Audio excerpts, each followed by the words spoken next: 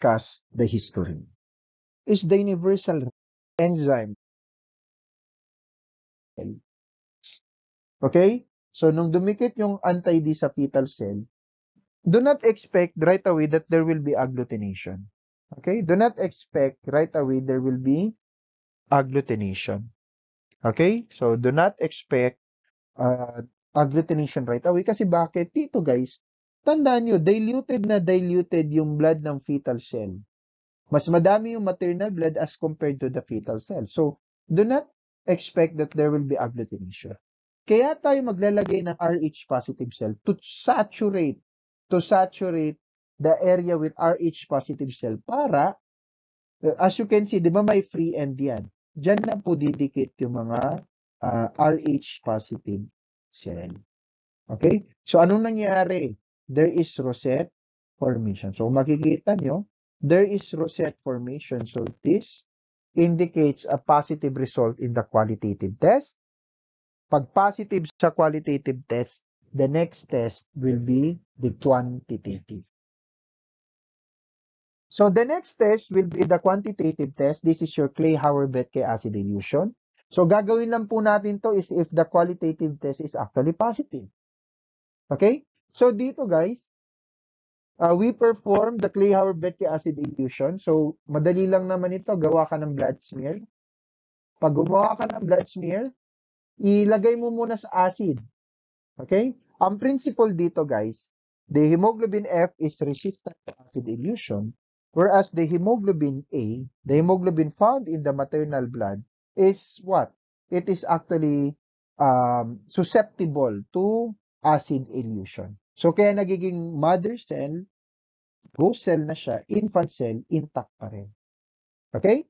So, these are your fetal cells.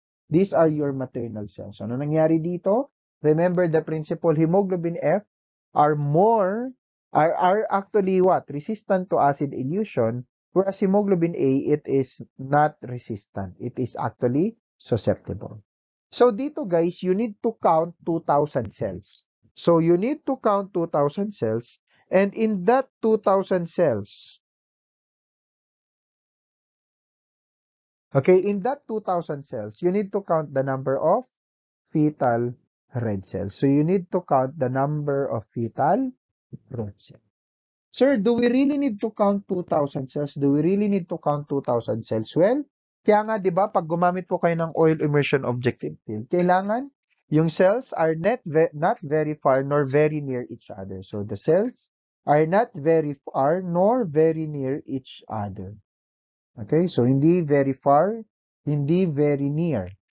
Okay? Kung saan yung tama lang. Okay? Kung saan tama lang yung areas ng red cell to each other. So, as a result here, okay, it is estimated to have what? 100 cells. So, ulitin ko, in an areas wherein the red cells are not very far nor very near each other, it is expected that per field there is about 100 cells.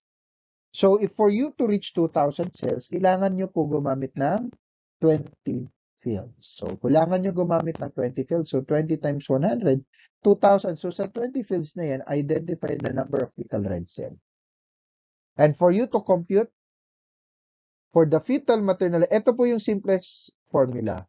You just multiply it with 50. So, fetal maternal hemorrhage is simply percent fetal red cell times 50. So, fetal maternal hemorrhage, I repeat, is equivalent to percent fetal red cell times 50. Okay? So again, this is simply percent fetal red cell times 50.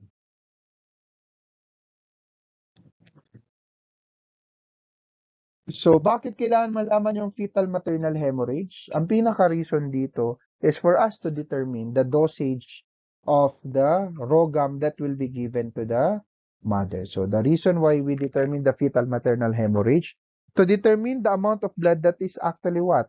The amount of blood that is actually released to the circulation of the mother, and para malaman natin kung ilang vials of ROGAM will be given. Okay?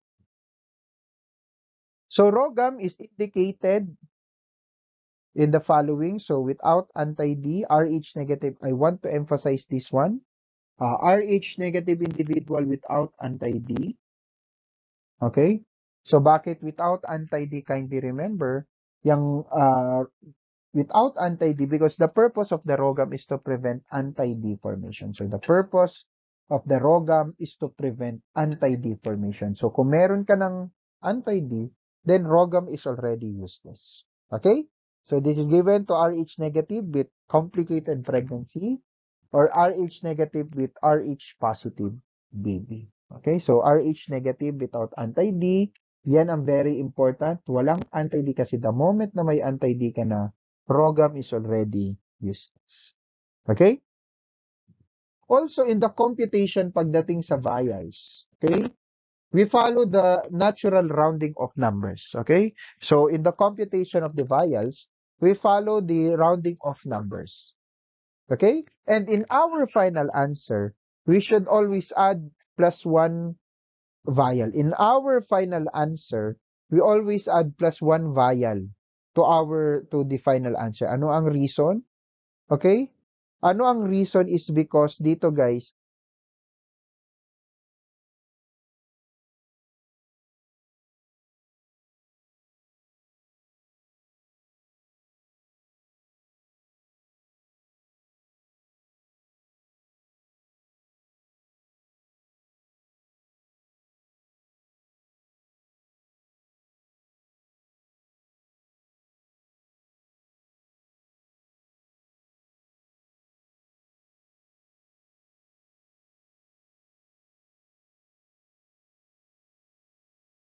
the purpose of that plus one vial is to what?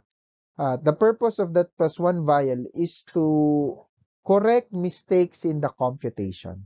So I repeat, the purpose is to correct mistakes in the computation. Kasi pag ikaw nagkamali, okay, may isa lang na red cell na natira. Okay, so may isang red cell na natira. Then that ROGAM is actually useless. Bakit? Kahit isang red cell lang yan, it is still immunogenic. And the individual is still exposed to the particular antigen. Okay? So it is the individual is still exposed to the foreign antigen. Thus, the individual is still produce the antibody. Kaya the purpose of the plus one vial is to correct mistakes in the computation. So to correct mistakes in the computation.